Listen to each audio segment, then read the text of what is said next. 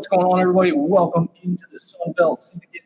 We've got a special episode in store for you today. As you can see on screen, we have a man that hails from Houston, Texas, came to ULM by way of TSN previously. He's now are you a redshirt senior or just a straight-up senior? I'm a true senior. Rarity nowadays, but that's very true. Absolutely. I've got a crazy echo going on in the background. I cannot figure out what it is. Let me see if I can. I think I fixed it. You better know. Anyway, sorry. I'm just trying to get that because I can't tell if you guys are actually talking in the moment or me because I just get it's like a 10-second. Oh man. So anyway, we're gonna get going here. But Isaiah, you've been a big part of your recent success here, and does it feel like what's going on in the locker room to kind of get you guys going this way here lately? Oh no, we just we've been in a rough stretch, kind of like starting conference off, and really recently we kind of just been trying to figure out ways that each individual can help contribute to the success, and that instead of being individuals on the field, we can kind of play as a unit and build off each other. So we've slowly been progressing and being able to string a couple of wins together, really. So that's been really good recently. Yeah, Isaiah, talk a little bit about the season you're having. I think you're like 7th batting average right now in the league. I think you lead the league in triples. Just talk a little bit about the success that you're having at the plate. I've really just been trying to enjoy myself and just display the gifts that God's given me, really. Like over the course of my career, I've dealt with a lot of injuries and haven't really had the consistency on the field to be able to like kind of show what I've been showing right now. But I feel like that's always been a part of me. So now it's just being able to have fun doing it. And I feel like whenever I'm trying to have fun and not really stressing too much about this or that and all these other details, that whenever I'm just keeping it simple and just playing ball, that's whenever I've been doing best. So that's what I've been trying to roll with this season. Nice. We always ask this question, you talk about keeping it simple and having fun. Sunbelt's loaded with talent, right? In our opinion, probably the 3rd best league in the country outside the ACC and SEC. So every time you step into the batter's box, like you're facing a dude, right, who's got a live arm. How do you keep things simple knowing that you're going up against the caliber of pitchers that you're seeing constantly in the Sunbelt? Yeah, I think most of it starts with your confidence. Like if you step in the box and you're already thinking like, man, this dude's like really good, then you're already defeated. You're already setting yourself back already. So if you step in the box and say like, hey, I belong here. I can do some damage off this guy, even though he is good. Like it's a balance of being humble and also, I guess, a little arrogant. Not arrogant, but you know what I'm saying. Like being hungry and confident. Yeah, exactly. So you got to have a mixture. You got to have a mixture of both, because if you lean either way, you can fall pretty easily. So well said. Nice. Jeff Berry jumping in saying, "What's up, nephew?" Hey, that's my uncle. Hey, shout out, Mr. Uncle Jeff, man. Nice. That's awesome. We love it when family comes up here and jumps on the show like that. That's always appreciated.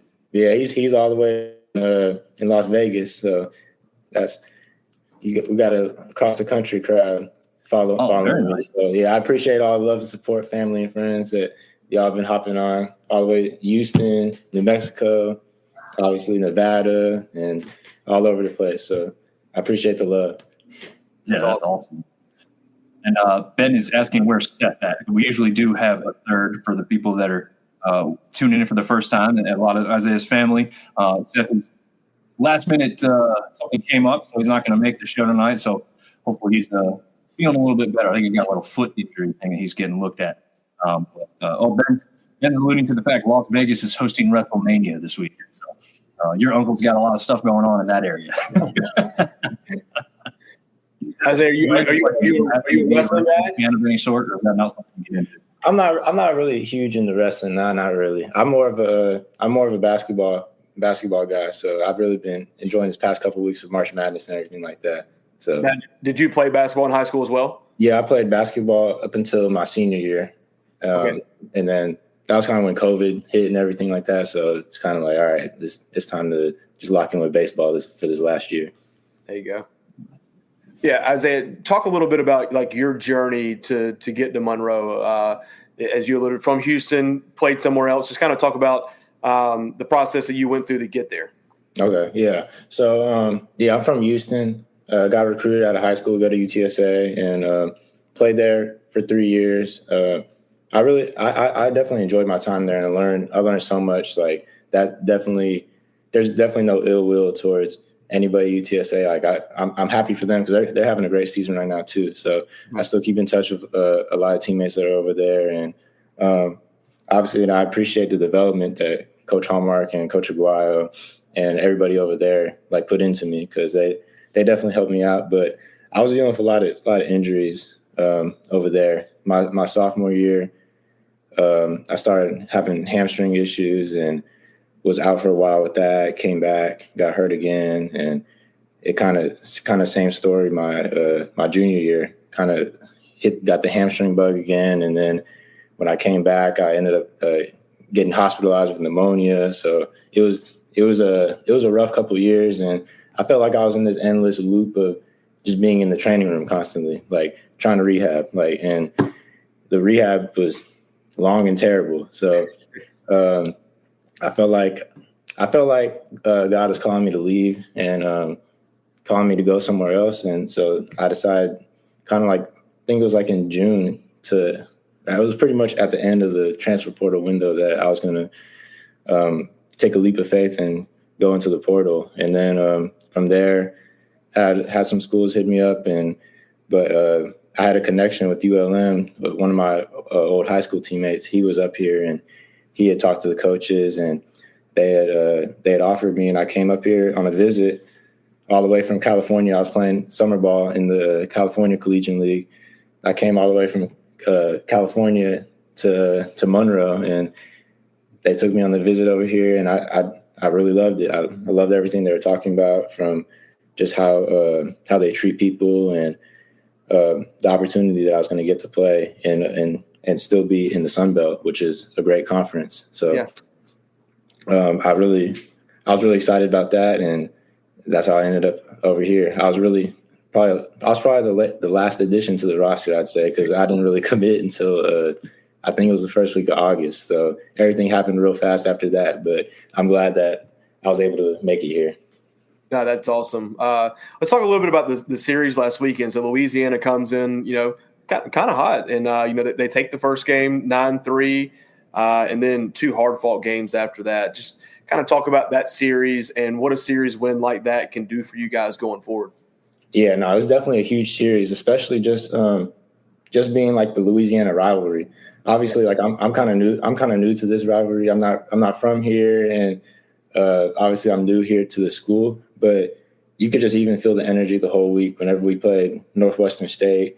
I had teammates say that there were even teachers that saying like, "Oh, this is a big week. Like you have Northwestern State, ULL. Like this is a big week." It's not often that you get professors talking to us about what the baseball team is going to do this weekend. So you can feel that energy. And then you just hear around the locker room how like the local guys have this disdain for Lafayette. And it definitely, you can feel the energy. But this weekend was huge for us. We needed a series win. And we had a lot of people come through, especially like Brennan Eager on Sunday. That was yesterday. Yeah, yesterday with that quality start, and then having Colby Lunsford come back and start contributing. Like that was definitely like really good for us. We really needed that.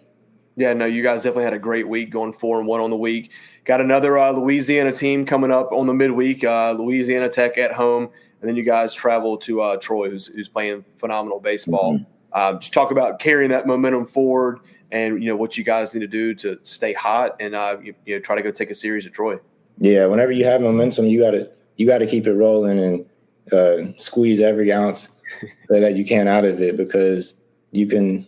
We've obviously been on the other side where we've been on some cold streaks, so we need to take advantage of what we're doing right now and bottle it up and take it into La Tech, and then especially into Troy next weekend.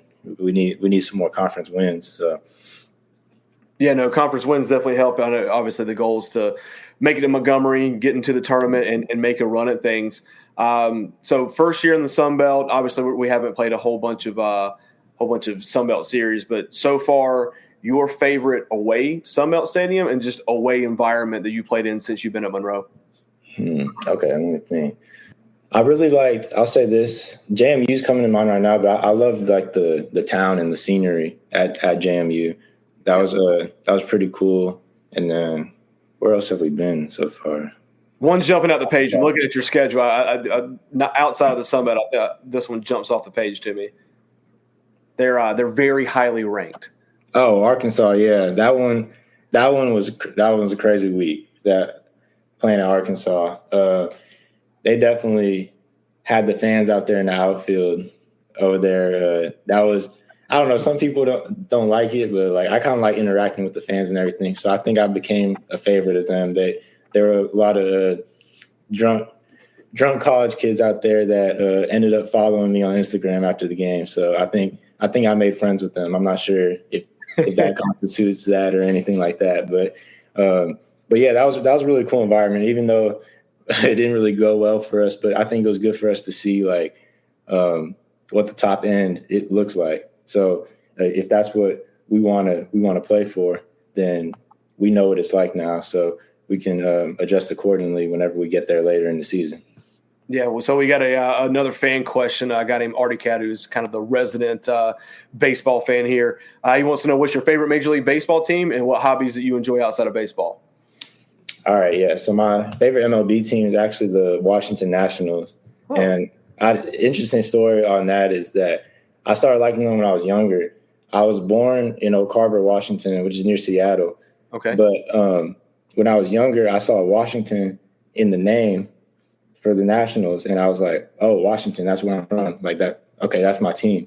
So then I started being a Nationals fan since I was, 6 or 7. And then come to find out, once I got older and more wise about the geography of the United States, that wasn't where I was from. But I already had National stuff and all the Nationals gear, and Bryce Harper was my favorite player. And oh man, we just became best friends. Bryce Harper's my guy.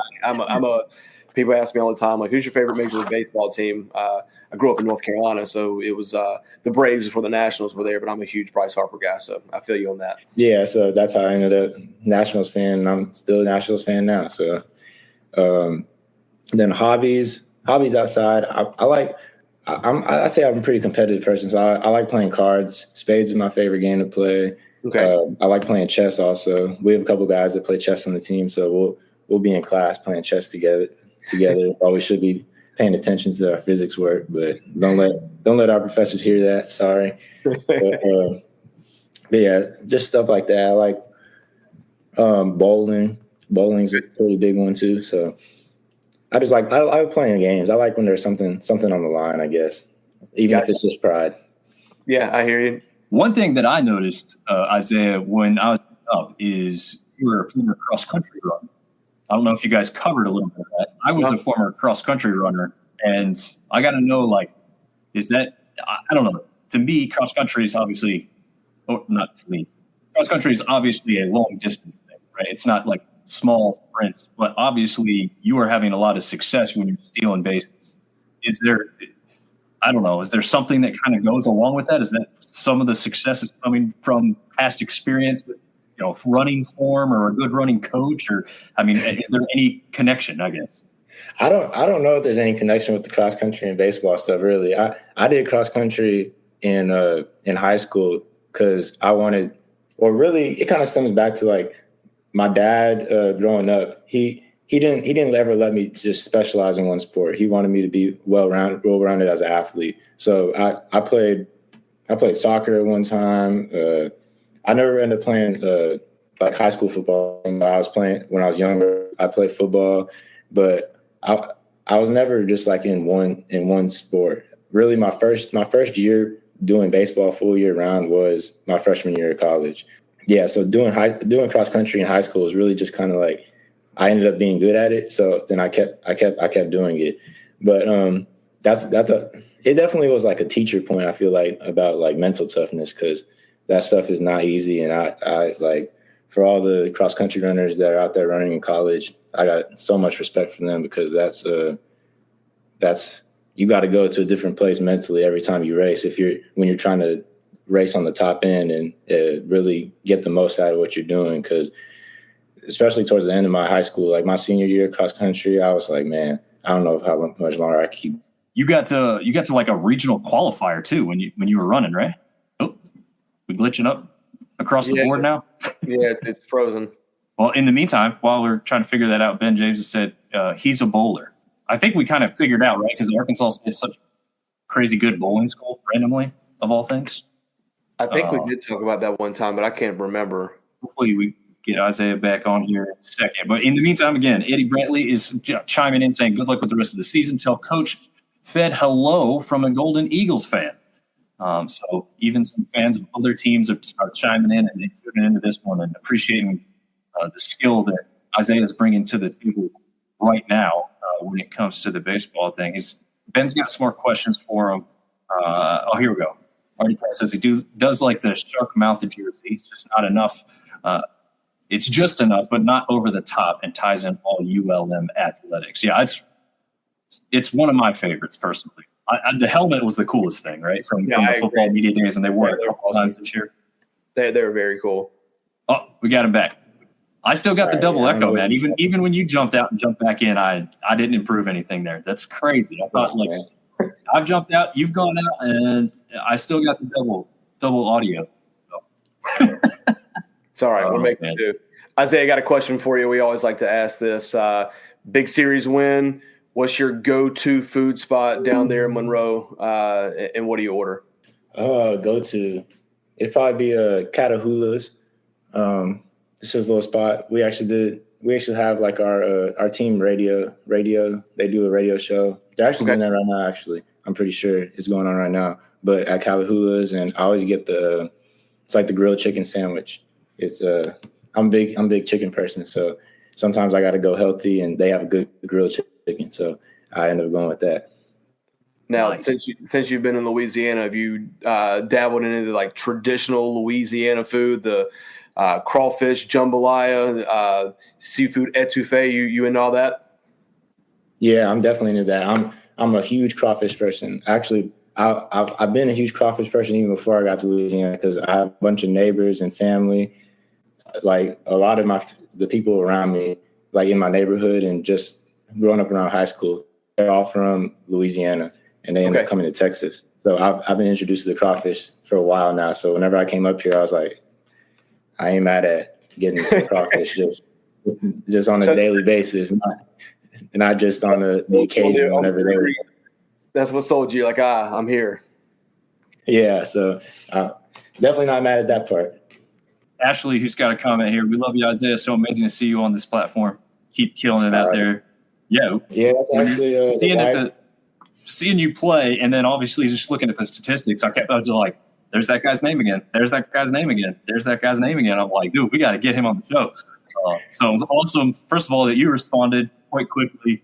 The guys over in athletic departments, we try and go that way, just make sure it's all good to go. Mm-hmm. And they were good with it. So I'm glad we can make it work. You got a lot of people interacting with you here. Ben has another question for you as well. What's your favorite type of music to listen to during pregame and before you arrive at the stadium? Yeah, I do kind of wonder that. Do people switch it up, or is it typically kind of all one type? I switch it up because, especially with baseball, not as much all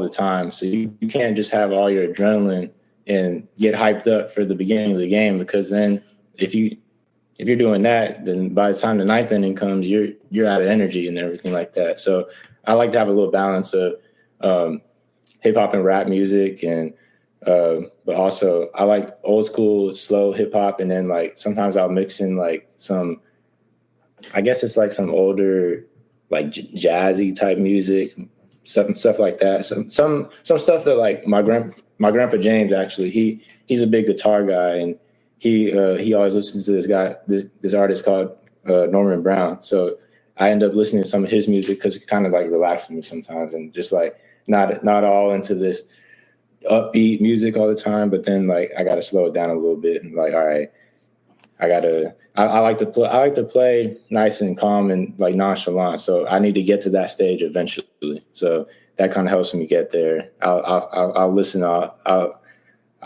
cut off the rap and upbeat music at a certain point, and then it's like, all right, now it's time to relax. Let's get ready for the game now. Carla James saying, James family is rooting for you. We have another interesting question. I don't think we've ever asked this one, so this will be cool. Artie is asking what your dream car would be. So that's an interesting question.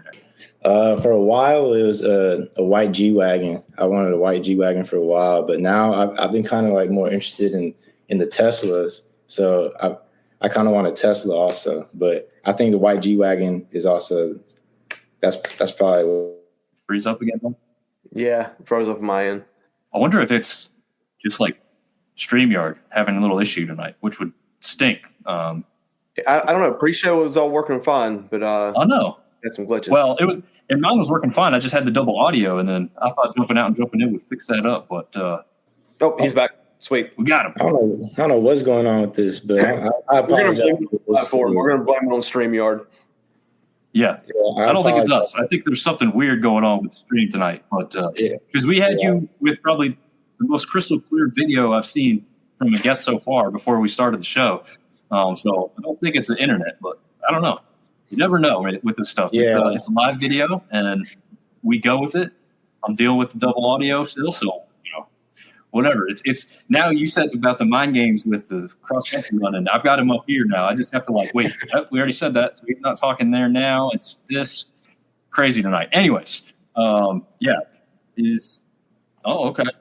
Any interest in being a pilot after graduation? I guess is this some kind of inside joke here? Yeah, no, that's Mr. Billy. He's like one of my close family friends. He's a pilot for Southwest, and my dad's also a pilot for Southwest. So that's my dream career after baseball is finished. So okay. So that's what I eventually want to do. Is eventually it'll be cool to fly with my dad one day, but I definitely want to be a pilot. Seeing it from my dad and then all his friends around him has been like a real big inspiration for me. And I didn't always want to do it, but then eventually I right before I went to college, actually, I decided like, man, that's actually what I want to do. But I want to pursue this baseball dream first. So after I'm done with my baseball career days, that's what I want to pursue after that. Nice. I like that. This one's, it says Ian Baseball, but she's saying it's Rachel, not Ian. So she just wanted to be clear on that. But saying San Antonio misses you. So pretty cool. Shout out there. A lot of love in San Antonio. More love here. Is it? Can you help me with the pronunciation of that? Amigo House? Yeah, I'm not sure exactly how to pronounce it, but they mentioned Manville High School, so yeah, Hoka Day, forever. That's the motto. Nice. Okay. All right. Another weird one we haven't had yet. Dream pet. If you have a dream pet. Actually, you're busy enough you don't have time for much of a pet, but we'll ask you anyway. Yeah, eventually I do want to have a dog. I want to have either a golden doodle or a labradoodle. So one of my close friends growing up, his name was Jackson Brandon. He had a labradoodle, and anytime I go over there, it would always be like fun playing with the labradoodle. And then my girlfriend, she actually has a golden doodle, and they're pretty much the same. You could hardly tell the difference between them. So either one of those will do for me. I enjoy playing with the dog. So nice. And smart man to decide one that doesn't have so much shedding, right? Yeah, that's the big one. That's the big one. I've got a question we asked about pregame music. Any like pregame rituals that you stick to? Baseball is a superstitious sport sometimes. Is anything that you constantly do before every game? I wouldn't really say it's like superstitious, but I have a couple of things I do. I always pray in the outfield before the game, just not even just over baseball, just over my life and in my family's life in general and friends and stuff, things of that nature. But then after that, whenever we come in, we're kind of just like in between pregame in the game. They're having like the little umpire meeting and coaches meeting, or whatever. A lot of times everybody kind of like makes fun of me for it right now, but I just go and like lay down on the turf, and I'll just spread out and just look at the sky and just relax. And now it's a whole joke that anytime I go and just lay down, they're like, "Zay's down, Zay down, Zay down." So yeah, I just go over there. That kind of just goes into me like trying to relax and calm. I don't know, for some reason I just have a lot of like stress on my shoulders, I guess, sometimes. So I end up just laying down and just breathing, and then it's time to go out and play. So I feel like I'm ready after that. Nice. I like that. It's what is that? The Buffalo Bills wide receiver. I think he's a wide receiver. He's kind of like considered like a weird guy. They talk about him doing the grounding with like. Oh yeah, I've seen that. Yeah. Obviously, you're not quite going like to the extreme extent. It's kind of cool because it's kind of the same type of like, hey, I'm becoming one with the plane surface right now. Yeah. I like that. I haven't heard anybody else kind of doing that. Yeah, there he goes. Already says grounded right there. So yeah. I like that. I do have some stats we wanted to throw up here too, because these things are pretty freaking impressive. First of all, sweet is the headline we've used, as we know that's kind of the motto for Coach Fed. Is that still running through the team pretty well? Is that stayed up as a pretty good motto throughout the season? It definitely is. Actually, I can go grab it if you want to see it, but we have a hat. We all have a hat that says sweet. He had it. Yeah, he had it on during the podcast with us. Oh, okay, yeah. So he got everybody hats for that, and that's kind of just been like no matter what's happening, even if stuff is going bad, then sweet, like we can handle it. Just move forward with it. We're not scared of a challenge or when things don't go our way. Nice. I like that. I like that was for a good headline for this because there's so many other things you couldn't say like one thing. Like I could put stats up there, but I was like, well, let's have a little bit more fun with this because these stats are sweet. It's kind of my thought process, make it a little bit more fun. So 18 stolen bases. Now, there was a little bit of a discrepancy between the Sunbelt's official website and the NCAA's official website. But one way or another, you're 1 or 2 in this conference with stolen bases. I guess there's is it Kyle Edwards, I think is the name, from ODU. You two are battling it out. Okay. And it seems like he's kind of come up from – he had a good weekend with stolen bases or something. But either way, officially on the Sunbelt website, you are number 1 in the league in stolen bases. But you're also on a whole lot of other statistics. So check it out. In hits, 47 overall. You have 3 triples on the year, batting average of .341. And I have what all those things were. Let me see. That is 5th in hits in the conference overall. Batting average would be 7th overall in the conference. Tied for 3rd in triples. And to kind of drive all these stats home, you're also 7th in at-bats. So it's not like, oh, he's got these good stats, doesn't get to the plate that often. It's kind of, pumped up one way or another. No. You're seeing plenty of balls and you're taking care of business.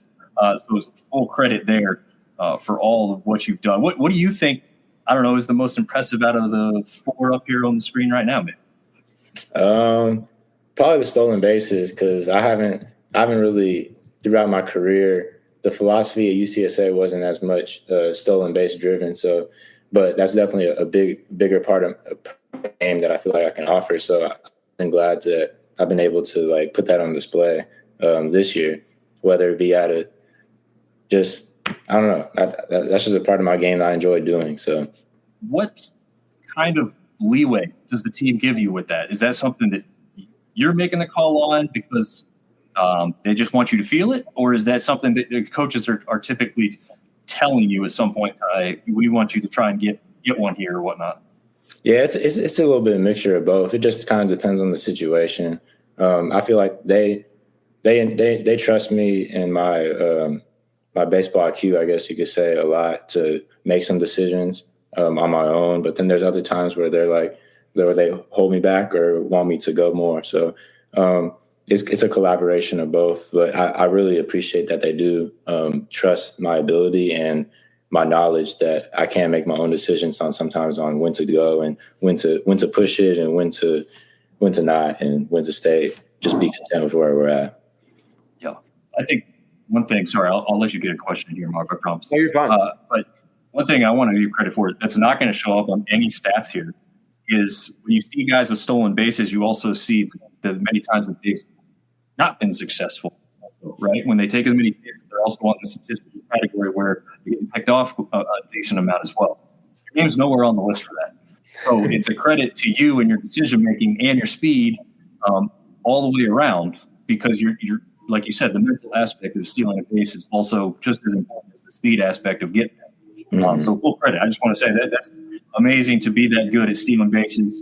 I think a lot of people probably later in life don't think they could do it, but probably earlier in life they think, oh yeah, I could run steal base. I don't think people, hitting a ball is one thing that's really hard to do. Marv, maybe you can speak to like kids trying to try this at a young age and not fully understanding the concept yet. Yeah, it's different with youth baseball players because the catchers just don't have that pop yet, right? Like, you get at 9, 10, you get on first base, you get a good lead, you got a kid that's fast. Like you're taking second, you're watching the catcher throw down, pre-inning, and you're just kind of judging his arm. And you're like, yeah, we're going to get second on him every time, but maybe not third.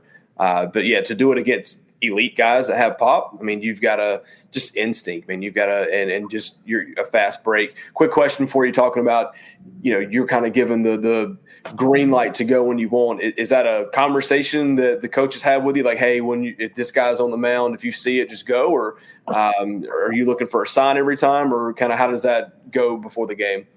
It's kind of a mixture of both. It kind of depends on the day and also just how we're rolling offensively within the game flow of things. So it can come from either way, but just in general, I know that they do trust me to make those decisions. So a lot of times I don't really have to have a conversation, but there are certain cases where whether it's the pitcher or the philosophy of the other team's pitching and like how they like to hold on runners and stuff like that, or how we're just going to play that day, whether say like the wind's blowing out, we want to let the hitter swing it, don't want to risk people getting thrown out on the bases. It kind of just depends on the day, but I feel in general they kind of give me the green light to make the decisions as I see fit. That's a double-edged sword, man. You take off one time and get thrown out, you got to come back by my bad, coach. Yeah, exactly. So that's why I try not to get thrown out very much. That's a good philosophy to have. Artie wants to know, what's your philosophy at the plate? Patient, aggressive, you're kind of somewhere in between there. We kind of talked about the stolen base aspect. I guess the same kind of question for your batting. It's probably in between. It kind of just depends on how I feel that day, honestly. I feel like seeing the ball is definitely the determining factor on that. Some days I see the ball a lot better, and then some locations I see the ball a lot better than other places. So,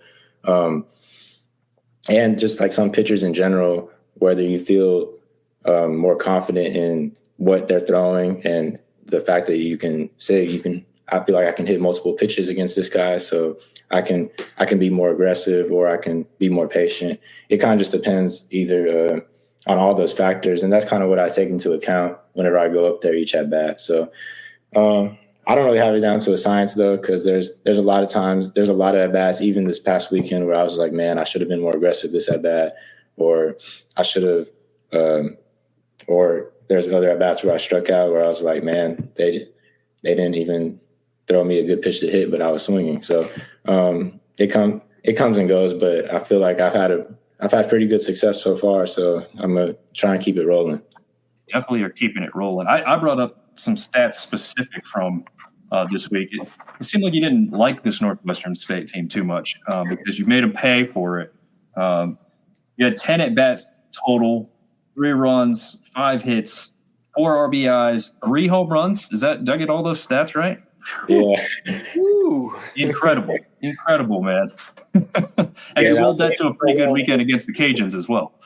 Yeah, those home runs were a little out of character. I really don't know where those came from this past week, I will say. So if you ask me how it happened, I really don't know. But I guess I just got a hold of a couple of them. So you catch fire when you least expect it sometimes.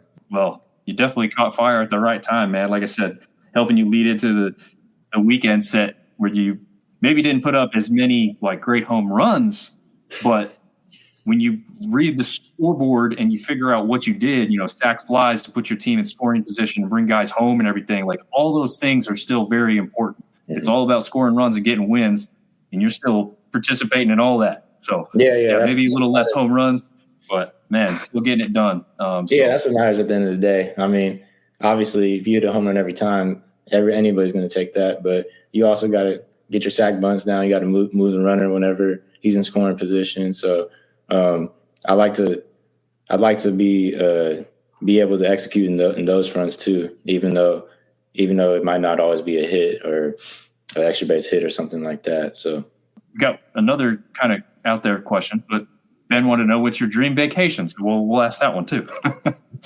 Man, I have a lot of dream vacations. I come from a family that likes to travel, so we have a lot of spots that we like to go to, but I haven't been to Hawaii. I want to go to Hawaii real bad. I also want to go to Aruba.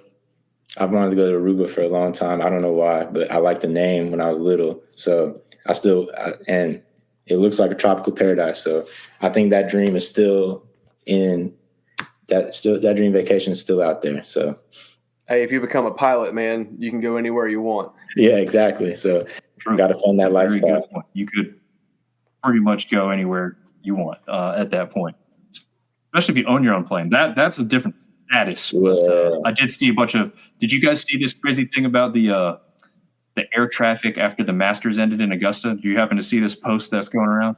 Oh no, I didn't see it, but I know after a lot of different sporting events like that, it's a whole mess of trying to figure out how to get all those people out of there. So so there was a picture going around about all the private planes that had come in for Augusta. And there was some information whether it was this year or not. Regardless, there's a lot of private planes that flew into that airport regionally.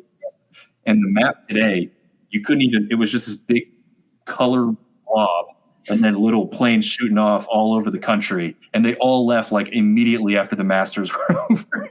It was like, I don't even know how you keep that straight. I mean, obviously it's a zoomed out view, so it just looks like it's all jumbled together. It's not quite that bad. And they're obviously not all taking off at the exact same time, but it's incredible and tells you the importance of air traffic controllers. Yeah.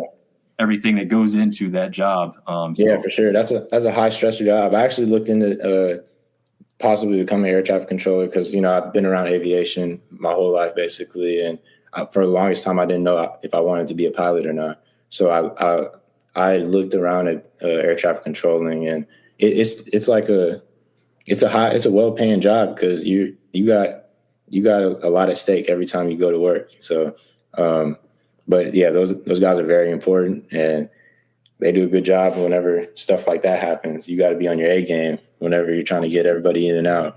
Absolutely. You're majoring. I don't know if Marv maybe covered this in mathematics. Right? Mm-hmm. Are you like actuary science? Like what is that? I don't even know if that's a major at ULM, to be honest, but I don't know. So I started off so this is before I ever had the dreams of becoming a pilot and everything. In high school, I was big into engineering. So I came into college my freshman year as a mechanical engineering major. But once I figured out I wanted to become a pilot, I looked at the mechanical engineering degree plan, and I realized that I needed to get up out of there, especially if I wasn't going to pursue mechanical engineering after I was done with baseball. So all those labs, and that's a high stress major at the end of the day. So I realized I didn't really want to pursue that anymore, but I've always been good at math, and I had a bunch of math credits. So that was going to keep me on track to graduate in a timely fashion. And I'd still be in the STEM degree field. So you can do a lot with that. And so I ended up sticking with mathematics. And so that's how I am here I am now. So yeah, it's good. It's a good thing to be good at math. People joke anymore. They're like, I don't need to know how to, I don't know, use the square root of something these days. I never, but you do. Maybe you don't realize it sometimes, but you still need that stuff. Yeah, and somebody does that all the time, right? The square root of. Dude, something. my oldest son, he's in 4th grade. He'll bring home his math homework, and if you want to feel really stupid really quick, try to do a homework with a 4th grader, and just like, I used to know how to do all this stuff, but I don't do it anymore. Yeah, it all left out the end of the brain.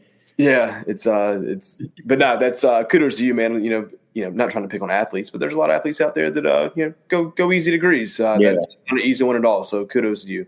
Yeah, that is always a thing that when I'm in my math classes and stuff like that, they're surprised to see like me as an athlete and like actually putting in the work to actually pay attention and excel at it. So it's definitely like there's a lot of people that don't put the effort in, student athletes who don't put the effort in on the student side, but it's always nice to have some of the students in shock whenever they see that I'm not one of those. So yeah, that's very cool. Absolutely. Well, man, this has been great. We're at almost 45 minutes. That's incredible. I know we had some interruptions there, but this is one of my favorite interviews so far baseball season. I'll tell you what, even with the mess up, even with the double in my ear, like it's been enjoyable to interact with you and learn more about you, man. I guess is there really anything, one message or something you want to say to family, friends, ULM fans in general, about the rest of the season, trying to fight for that postseason sunbelt tournament spot?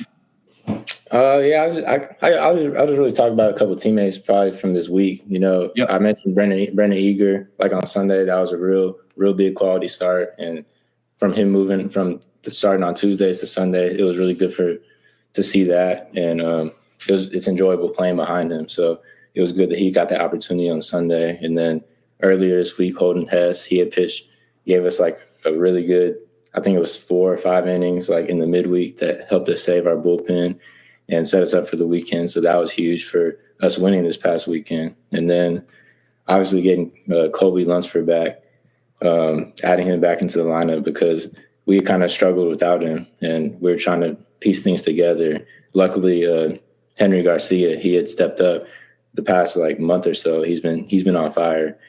But just like getting all those pieces back have been it's been really good to see. So now I feel like we're kind of set up to continue moving forward this season. So hopefully we can keep this hot stretch up and that we can have our start firing on all cylinders at the right time. So yeah, I think it's rolling that way right now, man. So Artie Cat wants to say thanks, Isaiah. Great interview. I agree, man. This was easily one of the favorites of the season, if not number one. So really enjoy your time tonight, man. ULM's been great to us. Isaiah has been great to us with his time tonight. And now we'll get the boring part where it's just Marv and I talking about baseball. I'll just say thank you to all my family and friends that are watching and have been supporting all year. Like obviously I'm not close to Houston, as close to Houston anymore, to where all my family is, but everybody's been real supportive of me and keeping up with me. And I know, even though I haven't seen all y'all in a minute, but I know that y'all are watching and looking out for me. And obviously y'all are here showing support. So I appreciate all the love and hope y'all know that I really do appreciate y'all. And I appreciate y'all for letting me come on too. And absolutely, man. Yeah, you keep lighting it up out there. We'll have you on again. Whenever. I enjoy doing this stuff. So it lets people see the personality behind the player. So I'm always down for that type of stuff. No, very cool. Isaiah, man, we really appreciate your time, man. Continued success along the way. Yes, sir. Yeah, Thank you. Absolutely. Best of luck, man. Thank you. Thank you. That was great, man. Good dude. Really good guy. I still get the nice double echo even with just you and me. So man, nothing's fixing itself. I was just looking at that and I was like, man, I sucked last week, but we all did. So we all were equally terrible at predicting games. So but 2 wins for each of us, I think, is what I'm seeing here now. I had to put it up on full screen there for a second to get a better view. But 2 wins apiece, man. That's not impressive. No, not impressive at all. We don't know baseball very well. Well, I think there was some crazy things. Like, I don't know, like you got a number 20 ranked Troy team against the JMU team who has been struggling pretty well to the bottom of the conference, even further now, but they didn't get swept. So we all got it wrong on that. But I think we all knew Troy was going to take the series. But that happened along the way with quite a few other things. Like Coastal, I'm kind of surprised that none of us took Coastal in a sweep. Well, I mean, we talk about it every week, right? Like sweeps are hard to get, especially in this conference. We kind of had the conversation like, who is Georgia State? Maybe 20-plus win team. You would have thought that they were going to take one, right? Coastal's bats have not been hot as of late, but man, their pitching staff is absolutely phenomenal. So, rough week for the picks. Yeah, definitely a rough day. All I want is like a week where I get 4 and you guys get 2, so I can kind of catch up a little bit. That's all I'm asking for. I don't need to get them all right or anything. I did get the Texas State Southern Miss series. I thought Southern Miss was going to come back and win a series after the previous weekend. It's and I'm sure we're going to get into it. But man, there were some teams that really had an opportunity to take a step up, right? And they squandered the opportunity. I think that bottom one there was probably one of the bigger ones. Although, both teams were looking good. I mean, Arkansas State against Coastal last week, they didn't win the series, but they competed in every single game within striking distance. So maybe that's why Seth leaned that way, took the Red Wolves. I think you and I probably thought of the same thing. Like South Alabama's look good too, right? Like they'll flip the script and they'll win this. Yeah, I thought they almost took the series from Southern Miss. It's like, hey, they're going to stay hot. And, no offense to Arkansas State, they haven't been playing, phenomenal baseball season. You thought they could get it. But, I don't know. Once again, just not good at this. Well, I mean, we'll give credit to Seth and I for calling the ULM series. That was pretty cool. Getting that right. I don't know if a lot of people would have picked 2-1 in favor of ULM, but it looks like a great pick now, right? Hey, hindsight's always 20/20. Good job, guys. I'm the only idiot in that one. I don't know if one game difference is an idiot, but hey, one game makes a series, man. True, it's true. It could have been a big difference. You could have been in the lead there, Marv, with that one game. It's all right. It's always next week. All right. Well, to rehash the week that was real quick, we've kind of talked about the ULM scores, obviously, but I mean, if that's what gets it rolling, right? Extra inning win. Maybe you look back and you say, maybe we should have won by more type of thing, but winning matters. And when you start that, that's probably what led into the whole rest of the week. I don't know, Marv, we've kind of talked about that in the past with even young kids playing baseball, but momentum's important, right? I mean, hits are contagious, wins are contagious. Sometimes you just got to figure out how to win one, and you give yourself a little, a little momentum going forward. It's like, hey, we could have lost that game, but we ended up winning it, right? So, it's probably why they propelled forward. But pretty good midweek on Tuesday for the sunbelt. As Artie says, we got Baylor revenge this week. Texas State is staking their claim as Texas State champions. I'm not sure if you saw that, but that Texas win is looking really good as Texas is now the number 1 team in the country, overtook Arkansas. But even some of the losses, Southern Miss played really tough against Alabama. Arkansas State played really well against Arkansas. And other than that, I mean, just a good Tuesday for the Sun Belt. Yeah, very good overall. I mean, you're hoping you get those wins over Alabama and Arkansas so you can really hammer it home. Check this out, right? Like we won almost every single game type of thing. But, we'll still take it because as you guys, or Ben and you both alluded to, the games against Arkansas and Alabama were tough. Those guys didn't walk out of there going, oh, yeah, we waltzed through that. We unruled them. No, they had to fight with everything they do against SEC opponents to win those games. So it's a full credit to the Sun Belt that even some of the teams that aren't at the top of the conference are still competing like that on a nightly basis in midweek games. That's alluding to the games they've got coming up. Wednesday's slate actually was really small to start the week, but once they had 2 cancellations from Tuesday that moved over to Wednesday, we got a little bit more even look there. ULM took down Northwestern State again.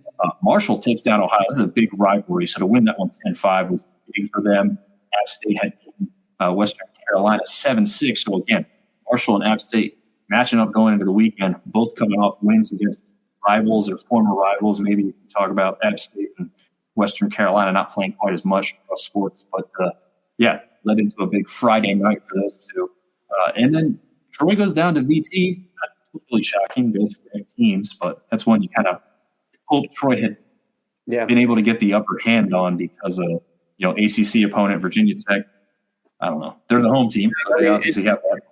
it helps the conference RPI, and it helps their RPI as well. I didn't get to watch much of that, but looked like a pretty good baseball team, or baseball game, and then Louisiana Tech takes it from the Cajuns. Anytime you're playing in state, you want to get it, especially in a midweek. But overall, really a good midweek for the sunbelt. I would agree. Yeah, that La Tech game. I was texting you guys. I think you guys might have had fallen asleep by then because you didn't get many responses. But I'm like, don't call this Cajun La Tech game over just yet, because they were kind of trying to come back here in that ninth inning. Eighth was a little bit better. I think they scored a couple of runs in the eighth. They didn't add anything in the ninth, I don't believe. So they ended up going down to 10-7 game. And then we kind of know what we had over the weekend. But here's how the first game's played out on Friday. I think the biggest shocker was simply JMU 7-3 over Troy. Troy kind of tried to stage a late comeback in that one, but it's kind of like some of the Troy fans were saying, that weather wasn't going to bode well for them. They're not used to that. JMU's kind of used to that. App State, Marshall, those are the kind of teams that are kind of used to that, maybe even a little bit ODU. But Troy down there in southern Alabama is not really used to that bitter cold, like almost snowing. The mountain weather on Friday and Saturday was not great. Hey, shout out Caleb Cross, App State. I mean, just another phenomenal Friday night start, complete game, shutout. That game was pivotal, and a lot of close games. There wasn't a lot of blowouts outside of that, and not even a blowout, but outside of that Louisiana Monroe game. Just now that we're into the meat of the conference schedule, there's just really good baseball being played right now. Absolutely. So we'll jump over to Saturday, where we already kind of talked about the Warhawks getting that 4-3 win in extras. Again, we talked about it a little bit before. Added extras earlier in the midweek. Now they've got some experience playing extra ball. Maybe that was to the benefit there. USM takes down Texas State 12-1. Makes you think okay, they're going to sweep this one, right? At least that's how I thought. This first game was a little bit closer to 12-1. That second, you're like, all right, guess they're gonna get swept. Marshall evens it up. ODU battling to take a 2-0 series victory, and then worry about Sunday's game later against Georgia Southern. But Georgia Southern pops up and wins that one by 1 run. I mean, just a bunch of 1-run, well, not a bunch, but a couple 1-run games here to make it a little bit more exciting on a couple of these series and bring them down to Sunday's final, right? Yeah, but every series outside of the Coastal Series was down to Sunday as to who was going to win it. So made Sunday a heck of a lot of fun. Oh, yeah. Definitely did. So then we'll take a look at that one again. Coastal completes the sweep, but a little closer game there in that final one, 4-2 over Georgia State. Troy takes that one over JMU again. Ultimately, not a surprising result in the end that they take the series, but that first game result was a little bit more of a surprise. And that upset bid with ULM taking down the Cajuns. Cajuns not playing great ball, but I think people would have favored them going into the weekend. Some guy named Marv or something, favored them like that. We did call, you and I both did call App State taking out Marshall, but we both thought it would go the exact way it did, 2-1. It wasn't going to be a sweep. So yeah, we were texting back and forth in that last game too. It kind of seemed like nobody wanted to win that game for a little while. And then ODU, Georgia Southern, I think I texted you and Seth. I mean, Georgia Southern looks like they got the game in hand going into the 8th, and they give up 10 runs in the 8th inning. And then, Texas State coming back to avoid the sweep and a really good baseball game. Sunday was a lot of fun, man. My oldest kid had a one-day tournament because Saturday got rained out. So luckily we had early games, was able to come home watching baseball, watching the Masters. Sunday afternoon was fun. Very nice. Standings. This is where we're at now, and these are the latest with the latest ranking. So even though in the standings Coastal Carolina is first, they would be below Troy in top 25. Again, we go by the D1 baseball top 25. So if you're wondering where those numbers are from, number 21 Coastal Carolina in first, number 20 Troy in second here, and then number 23 USM rounding out the top 3. Just one separation between those 3, all 24 or more wins on the season. And then we've got, I don't know, still kind of call this a logjam there from App State down to Marshall, really, right? I mean, well, maybe Marshall, they're flipping the whole script from 9-6 to 6-9. Maybe you include ODU 7-8 down there. Yeah, I mean, well, ODU at 12 and 21, what I'm really looking for and what we've been talking about for a while is, trying to get a fourth team into the tournament, right? I, for the first time, and starting to think, and I know there's still a lot of baseball left, that this might be the year where we only get 3 in, because you start looking at RPI of the teams below Southern Miss, right? Like App State's got a 130 RPI. Now they've got some good games coming up, right? They've got Duke, then they got a series against James Madison. They got ETSU, which is a top 60 RPI team, so they could really help themselves a lot. But when you start going down and looking at the RPI of other teams, Old Dominion's sitting at 69, but they've got 12 wins. So that's going to be tough for them. I'm kind of scrolling through here trying to find some of the other Sunbelt teams that are up towards the top of that list. And we found out the hard way last year how much RPI really does matter. And just thinking that, one of these teams is going to have to make a really, really, really deep run in the tournament to even get in. It would be heartbreaking to me to have the fourth place team in the conference not get a tournament bid. So, like I said, App's got ETSU's a 55 RPI coming up. But Old Dominion outside of Southern Miss is the next highest RPI. Georgia Southern's at 77. They got 21 wins, but once again, this weekend was one of those where, they flip the script and get the series winner 8 and 7. You're like, okay, maybe they're the fourth. And like I said, maybe App goes on a run, maybe Louisiana goes on a run, but I'm just finding it, as we sit right now, tough for us to get a fourth team in. Yeah, no, I'd agree right this very second. I don't necessarily see it. But like you said, there's enough time, enough baseball left to improve upon those things. And then, like you said, probably also have to pair a decent resume there with a great resume in the postseason Sunbelt tournament, which we saw last year with the Cajuns. That's how they got in, right? They were they were really below the cusp team for many, many people, but their run in the Sunbelt tournament helped get them in there. Which was well-deserved, too. I mean, they definitely deserved to be in after that run because they beat some really good teams to get there at the end like that. I don't know. Anything else to say here in the standings before we classify these guys? No, I mean, once again, a lot of baseball left, but, man, I would love for someone, a Georgia Southern, a Georgia State, an App State, to really say, hey, we're going to make a run at this thing. And, I haven't looked at everyone's schedule, obviously, being an App alum. I know App's got, like I said, they got Duke, they got ETSU, they got Southern Miss, they've got Coastal left. So they've got the teams remaining to bolster that. But just don't want to be a 3-bid league, man. I don't want to hear the, Sunbelt's down, which right. I think we can argue that we might be, but there's still a lot of really good baseball being played here. And I'd love to, just for the conference as a whole, to be able to hang their hat on the, hey, how many years in a row we get 4+ teams in? And I think this might be the year we fall short. Yeah. And I think the most obvious thing is, like, you just want everybody to win their out-of-conference games, right? I mean, it's not going to make this huge jump, but all those little wins in midweek that don't matter, as some people like to say, is not true anymore, especially for this conference this year specifically. So we'll see if that kind of stuff can help down the line. All right, so this was crazy. I did some movement here, and I'll see how much you agree or disagree with. I think Southern Miss, to me, did enough get back up there into the show. I mean, Texas State, not the toughest opponent, but they were looking pretty good. The opponents that they've taken down, you can't dismiss that completely. Even though they haven't got a great overall record at this very second, not easy to go down to their place and get a series victory. So nice step up for USM. So I put them back up in the top 3 with Troy Coastal. I don't think anyone's surprised by those other two for sure. Now, I've got App State jumping up to AAA ball here, and also got ULM because, look, they went 4-1 on the week. I don't care who you play. That's not easy to do. You go look. Is that Kansas State? Maybe Kansas. Maybe I think just went 0-4 this past week. Yeah. So and they were a top 25 team.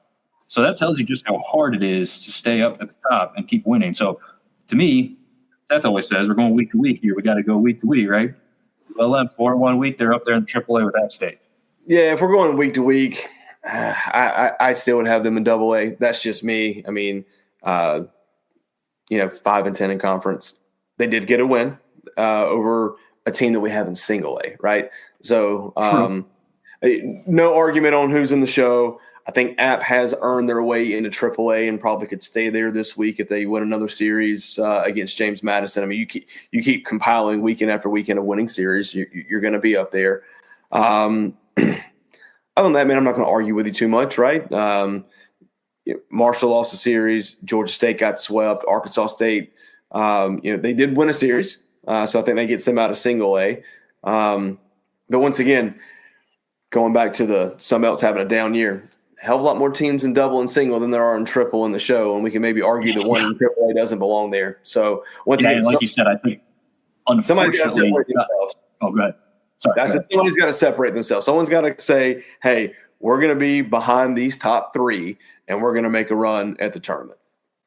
Yeah, I think the downside is that, like you said, there's more argument to put the team in AAA down instead of putting more of these teams from single and double up. So that's kind of the downside. Final A State. So yeah, I did move up with that victory. You can't. I don't know. You beat a team. You can't be kept on the same line. I try not to do that. I know sometimes you have to, but yeah, I try and reward you for beating somebody else. So that'll do it for the class, because we kind of talked, when you talk about standard, you kind of figure out why some of those things are happening. But here is the schedule as it sets up for midweeks this week, and that's it. Tuesday, this is it. There is no other further midweeks. We've got Easter Sunday, so we're actually going to go Thursday, Friday, Saturday for the weekend slate. So you've got Thursday, Friday, Saturday, no Sunday games because of Easter. Only Tuesday on the midweek. So we got some interesting in-state matchups in the state of Virginia. BC head-to-head with ODU. JMU goes up against George Mason there. So Virginia fans can be very happy and stay very local and regional for that one. That's great. App State playing pretty regional and local against Duke. And unfortunately, they are coming right towards Marv and I's backyard, and both of us are going to be unavailable to make it out to that game. Yeah, I'll watch the game from my hotel room tomorrow. I will be traveling for work to Phoenix, so I don't know what my day holds tomorrow. So I can't even tell you that I'm going to be able to take that one in or not. I will definitely be checking it out on Twitter at the very least. But yeah, I'm not sure. A live coverage will be a little bit tough. But Coastal's got a good, interesting week up there against Wake Forest. So that is an interesting one. I think Duke and Wake were both ranked earlier in the year, right? They were, and Marshall's playing West Virginia. I mean, obviously in-state rivalry, and West Virginia is ranked as of today. First time. I missed that one. Yep, they are ranked 24th. You are correct. I think West Virginia's only lost 4 baseball games this year. They're a pretty darn solid team. Yeah, I hate when I miss that. But yes, Marshall or West Virginia is ranked. I will have that corrected before that game is actually played.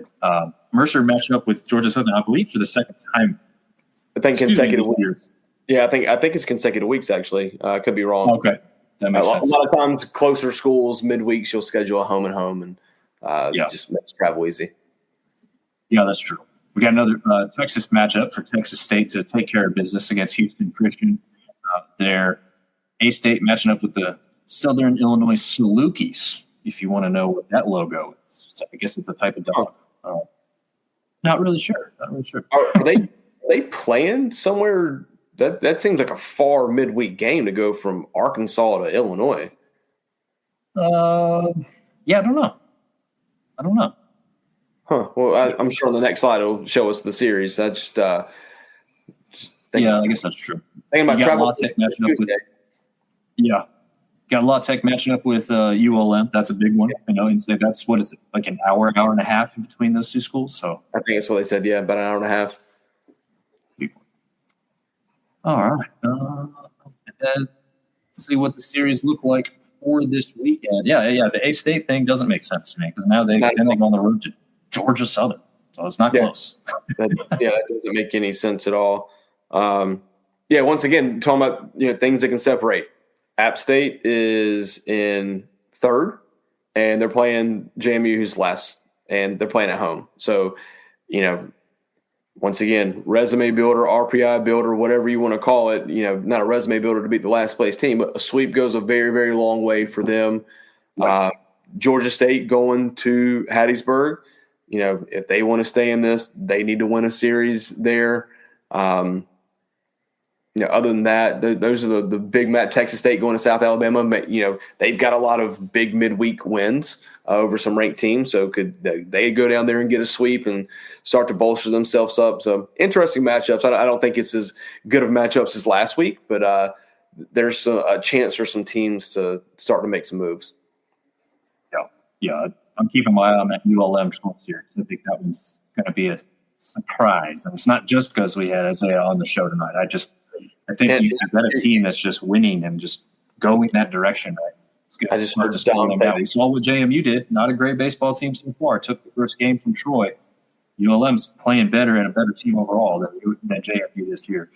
So I'll be very interested in that one. I'm also interested in that Marshall Coastal series, man. I think that one's sneaky good. And then that Cajun versus ODU, man, there's interesting aspect to that one, right? Like, I think a lot of people not paying full attention to the schedule and the records so far are going to heavily favor the Cajuns. I'm not so sure they should be after what ODU's just done this past weekend against Georgia Southern. So some very interesting matchups there to get a little bit closer to the weekend. I'm trying to figure out the best way to have it. Oh my gosh, such big faces on the screen. You are. Ben's got an off-topic thing to say. A-State gets its first commit. The new coach era. I'm not going to butcher his name because I'll mess up. Jalen Hampton from Missouri State. That came from Zach Katz earlier today, too. So he's keeping up with all the basketball movement. Our co-host for basketball. If you don't follow him on Twitter, definitely do that. He's been keeping us all updated on the movement. Guys going out, guys coming in. And then he's saying it's Carbondale, Illinois, and Southern Illinois, close to Missouri, Kentucky, Tennessee. So it's not too far from A-State at that point. And then Unknown era, because Ponone is the coach's name for A-State. Interesting. I'm going to put that in perpetuity. Yeah. It's going to just take me saying it a bunch of times to get it without having to look at it and think about it. But man, have you seen the news right about South Alabama possibly quarterback, wide receiver, maybe somebody else? Yeah, you text us that today. This is the dirty side of NIL, and the reason I absolutely hate it.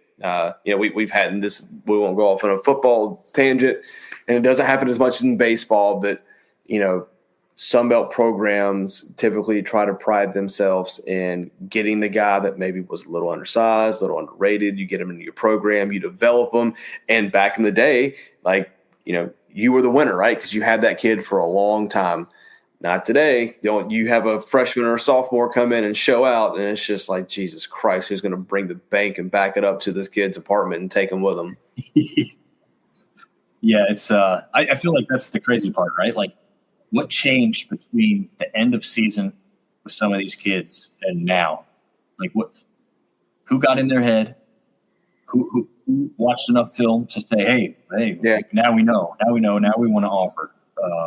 That's more than likely what it is. I mean, you got to think they've been going through spring practice and they got new tape out there, and you get some fresh tape out there to some colleges with big money that maybe missed on a kid in the last signing period, and like, we'll just go pay that guy to come here.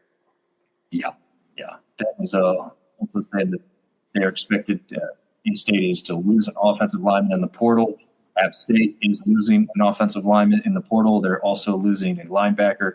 It's happening across the Sun Belt. What I hope doesn't happen is what happened in basketball, right? I don't know if I alluded to this on the show last time or not, but for those that watch the basketball show, I think there may be one or two guys that have come back, okay?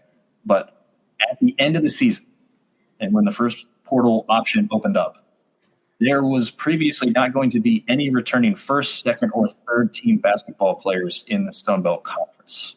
Jeez.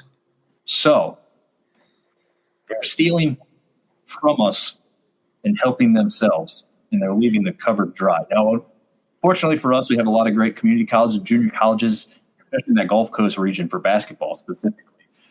We have some of that stuff for football, and obviously we've got the FCS that we can pull from.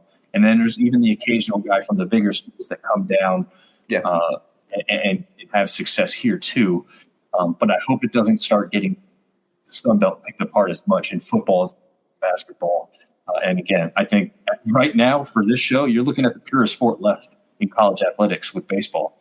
And hopefully it kind of stays that way. We'll see, man. It's getting crazy. But it's it's the beginning of the end, my friend. It's just they got to do something about it. So like common sense has to come to light. Obviously, common sense won't come to light because the schools that are benefiting from all the stuff that you just talked about, they're the ones with all the money and control everything. So as long as they're getting enhanced, they could give a crap less about anybody else. Yeah. Wow. Somebody in the NCAA needs to grow a set of balls. Yeah. Or just don't exist anymore. I'd rather, just abolish that and develop some actual rules. I don't know, something's got to happen, but or let all the people with all the money go off into their separate thing. Leave us the hell alone, so we can go back to the purity. But I mean, you're gonna run risk even if they do that, Dom. Like, what's to stop? Like, think of it like a G League, right? Like, what's to stop them from, let's say, the SEC and Big Ten and those conferences are just like, screw it, like. We danced around this amateurism stuff. We got away with the NIL, but we want to make more money. So we go over here. Then South Alabama gets a stud quarterback, and they're like, hey, by college football rules, you have one more year left before you can declare for the draft. Just come play over here for a little while. It's be the same damn thing. Craziness, man. I guess a great way to end this on a set, right? Yeah, it's just it's the unfortunate reality of where we are. It's true. It is the unfortunate reality. We'll have to see. Thoughts on Tennessee QB? Yeah, I mean, I just don't. I don't love any of that. Right? Like, dad getting involved in the background. If he's acting the agent, I don't know, or if he's just being a dad and just saying, I know we can get more money elsewhere.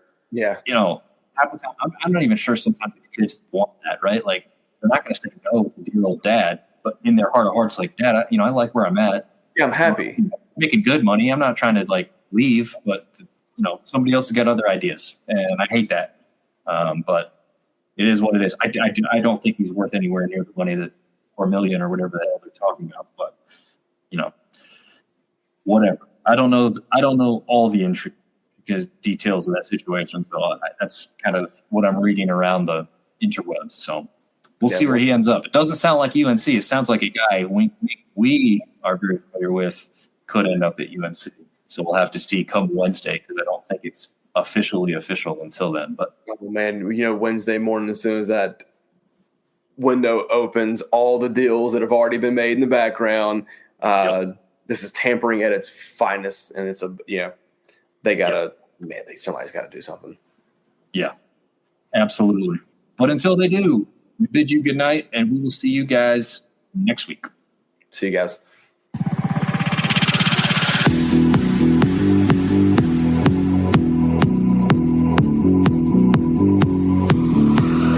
Sunbelt